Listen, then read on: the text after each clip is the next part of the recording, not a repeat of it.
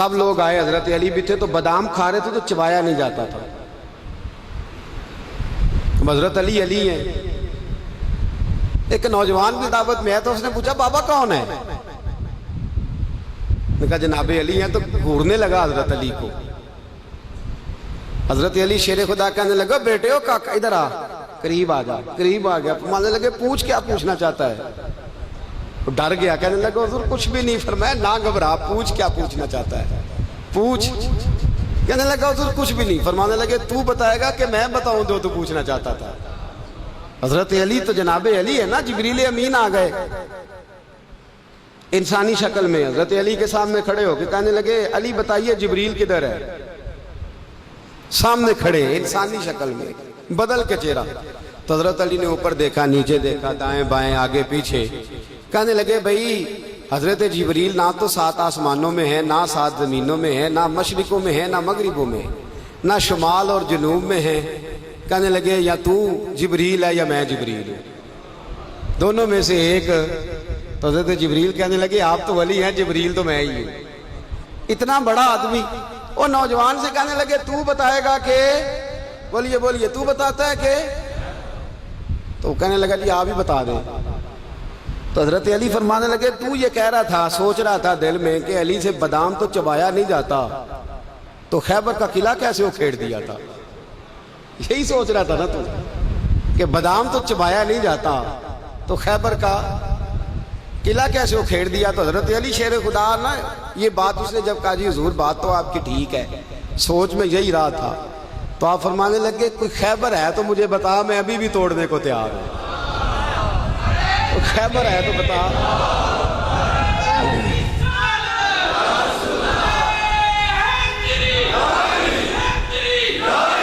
فرمایا کوئی ہے خیبر تو مجھے تو توڑ دیتے ہیں ابھی بھی. تو کہنے لگا جناب بادام نہیں چبایا جا رہا، اس کی وجہ آپ فرمانے لگے بادام میں وجود کی قوت سے توڑ رہا ہوں، اور خیبر میں نے ایمان کی قوت سے توڑا تھا.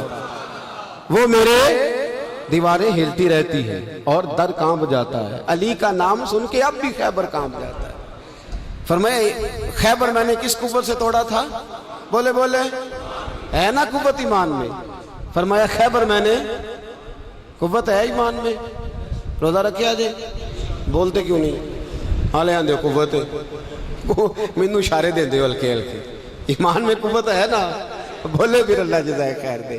میں تو بیمار چلا آ رہا ہوں کئی دنوں سے، پھر بھی بول رہا ہوں. تو مینو منڈا ہونی گڈی چ پیندے آندا سی پہ آندا سی بول دیا نہیں تھوڑا پتہ لگتا کہ تسی بیمار ہو. میں نے کہا چلے یار آپ کی مہربانی ہے، نہیں پتہ چلتا تو. سن لے ایمان کے اندر قوت ہے نا. حضرت سعد بن ابی وقاص نے قادسیہ پہ حملہ کیا تو بدھ مت عیسائی یہودی سارے کٹے، قلعہ بند ہو گئے. چاروں جانب دیوار تھی قلعے کی، بڑی بڑی فصیل، لمبی چوڑی، بڑا لمبا چوڑا گیٹ.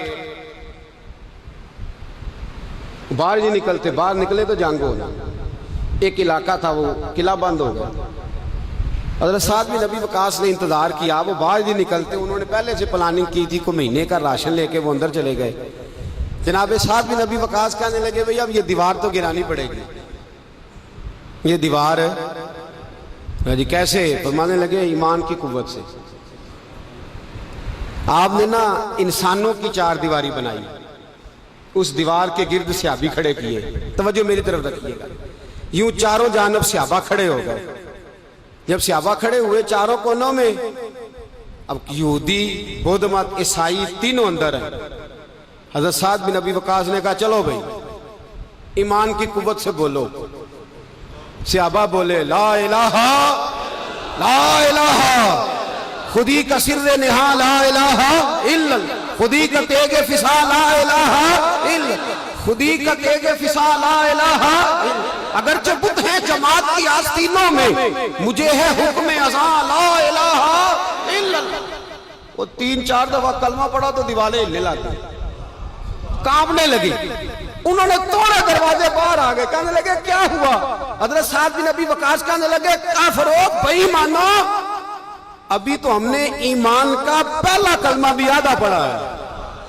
ابھی تو ایمان کا پہلا کلمہ بھی لا الہ الا اللہ آدھا پڑھا ہے. اگر محمد رسول اللہ پڑھ لیتے تو تمہارا بچتا ہی کچھ نہ. ابھی تو ایمان کا پہلا کلمہ بھی آدھا پڑا ہے اور تمہاری دیواروں میں دراڑیں پڑ گئی ہیں. اللہ کرے میری ملت ایمان کا کلمہ ہی ڈانٹ کے پڑھنے لگ جائے. اگرچہ بت ہیں جماعت کی آستینوں میں پر مجھے حکم اذاں لا الہ. اور یہ دور اپنے ابراہیم کی تلاش میں ہے. صنم کدا ہے جہاں لا الہ. بار آ رہا پکڑو ان کو مارو. جس دن ابو جہل آیا نا بدر میں, اس نے جاسوس بھیجا. محمد بن عینیہ تھے یا عروہ بن مسعود, دو مختلف نام کتابوں میں آتے ہیں. وہ جاسوس چیک کر کے گیا مسلمانوں کو واپس. ابو جہل سے کہنے لگا 313 312 بندے, کچھ بچے ہیں, کچھ بوڑھے ہیں, کچھ کمزور ہیں. ابو جہل بڑا کھل کھلا کے ایسا کہنے لگا ان کو نا پشتوں پہ باندھ لو, گھوڑوں کی پشتوں پہ. جنگ کیا کرنی ہے, تلواریں ان کے پاس کوئی نہیں, لڑ یہ نہیں سکتے, باندھ لو, لے چلتے ہیں مکے, وہاں جا کے دیکھیں گے کیا کرنا ہے. محمد بن عینیہ کہنے لگے ابو جہل ہوش کر, ہوش کر, تلواریں کوئی نہیں, زرہیں کوئی نہیں, پر میں ان کا ایمان دیکھ آیا, میں ان کا ایمان. فرمایا سب نے جھولیاں اٹھائی ہو رہی ہیں, کہہ رہے ہیں یا اللہ ہمیں واپس نہ بھیجنا, ہم تیرے نبی کے قدموں پہ قربان ہونے آئے. ان کا ایمان میں. حضرت خالد بن ولید نے حملہ کیا ملک شام پہ, حملہ کیا. یہودی باہر نہیں نکلتے, باہر نکلے تو ان کا بہت بڑا لیڈر مذاکرات کرنے آیا تو ہاتھ میں زہر کی پڑیا ہے. فرمایا یہ کیا ہے؟ مذاکرات کرنے آیا تو یہ کیا؟ کہنے لگا زہر. کیا مطلب؟ کہنے لگا اگر مذاکرات ناکام ہوئے تو زہر کھا کے مر جاؤں گا, مسلمانوں کو کبھی اقتدار نہیں دوں گا. تو آپ فرمانے لگے زہر بھی تب بھی اثر کرے گا نا جب میرا اللہ چاہے گا. کس کی قوت؟ ایمان کی. کس کی قوت؟ زہر کب اثر کرے گا؟ جب اللہ. تو کہنے لگا یہ بڑا زہریلا زہر ہے ہمارے علاقے کا, یہ تو کسی کے ناک میں ذرا ہوا سے چلا جائے تو بندہ مر جاتا ہے. آپ فرمانے لگے بندہ تب بھی مرتا ہے جب اللہ مارے, اور جسے اللہ نہ مارے مر سکتا. وہ کہنے لگا کیسے ہو سکتا ہے؟ فرمایا لاؤ ادھر. حضرت خالد بن ولید. او بھائی طاقتیں ایمان کی قوت سے ملتی ہیں, ہمت ایمان کی قوت سے. فرمایا بلا سارے یہودی, سارے آ گئے. فرمایا تم کہتے ہو زہر ہوا کے ذریعے ناک میں بھی چلا جائے تو بندہ مر جاتا ہے. پوری پڑیا زہر کی جناب خالد کھا گئے, پانی کا گلاس پی گئے, 18 رکعتیں نفل بھی پڑھ گئے. ہر 2 رکعتوں کے بعد پیچھے پلٹ کے دیکھ دے تو کتنے یہودی کلمہ پڑھ جاتے ہیں, کتنے ہی غیر مسلم. یہ کس کی طاقت ہے؟ بولیں تو صحیح ہے, بولیں. ایمان بڑا قوت والا ہوتا ہے, بڑا قوت والا. اس کا پتہ کب چلے گا کہ ہمارے اندر ہے کہ نہیں؟ کروڑوں ناجائز روپیہ سامنے پڑا ہو اور بچہ عید کے لیے کپڑے بھی مانگ رہا ہو, لیکن انسان ناجائز پیسے کو ہاتھ نہ لگائے, بچے کو تسلی دے کے سلا دے تو اس کا مطلب ہے کہ ایمان اس کے پاس ہے. میرے نبی کریم صلی اللہ علیہ وسلم نے فرمایا فحاشا, خوبصورت عورت, بری عورت, خوبصورت بھی ہو بری بھی ہو, اور دعوت گناہ بھی دے, بچہ جوان بھی ہو خوبصورت بھی ہو خواہشات بھی ہو, اور پھر بھی وہ کہے انی اخاف اللہ, نہیں بھئی میں اللہ سے ڈرتا ہوں, تو اس کا مطلب ہے اس کے پاس ایمان. یہ تو روز ہمیں پتہ چلے گا, روز پتہ چلے گا. میرے دوست اپنے ایمان کو دیکھ. حضرت مصعب ابن عمیر جنگ احد میں میرے نبی, اور یہ بڑا لاڈلا صحابی ہے میرے رسول کا, بڑا لاڈلا. مجھے اس شخصیت سے بڑا پیار ہے. ان کا جو بھی کہیں مجھے ارشاد کوئی قول ملتا ہے تو میں الگ سے ڈائری پہ لکھتا ہوں. حضرت مصعب ابن عمیر کو احد میں حضور نے جھنڈا دیا تھا, ہاتھ میں جھنڈا تھا تو کافر نے ہاتھ کاٹ دیا. جناب مصعب ابن عمیر نے دوسرے ہاتھ میں پکڑ لیا. جب وہ بھی ہاتھ کٹ گیا تو دو کٹے ہوئے ہاتھوں سے جھنڈا پکڑا ہے, جھنڈا پکڑا. اور جناب مصعب ابن عمیر کی جب لاش کے قریب میرے نبی پاک گئے تو کٹے ہوئے ہاتھوں سے جھنڈا انہوں نے سینے سے لگایا ہوا, سینے سے. میرے نبی پاک کی آنکھوں میں آنسو آئے اور حضور نے رو کے فرمایا یہ مصعب کے ایمان کا جھنڈا تھا جسے وہ ساتھ لے کے دنیا سے چلا گیا. یہ اس نے زمین پر گرنے. اپنے ایمان کو دیکھو, ایمان کو پرکھو, ایمان پر محنت کرو. سب سے پہلی بات تو یہ کہ قدر کرو کہ ہم مسلمان ہیں, اپنے دین کی. دوسری بات قرآن پاک کے ساتھ پیار کرو.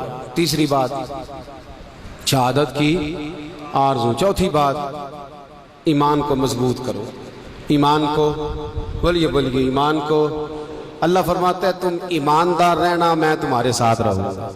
ولا تہنوا ولا تحزنوا وانتم الاعلون ان کنتم مؤمنین۔ یہ پختہ ہوتا کیسے ہے؟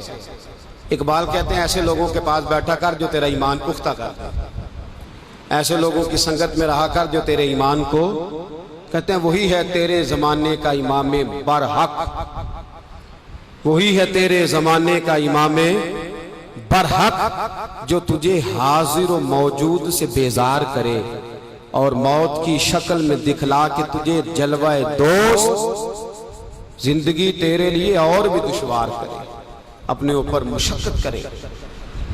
آج جمعۃ الوداع کا موقع ہے، ہم اکیلے مسلمان نہیں، فلسطین والے بھی مسلمان ہیں، کشمیر والے بھی مسلمان ہیں، بوسنیا والے بھی مسلمان ہیں، افغانستان والے بھی، عراق میں جو لوگ بھیک مانگ کے گزارا کر رہے ہیں وہ بھی مسلمان ہیں۔ ہمیں کم از کم ان کے لیے دعا تو کرنی چاہیے، ہمیں قوت اسلامیہ کا اظہار تو کرنا چاہیے، اور قوت اسلامیہ کا پیغام تو عام کرنا چاہیے۔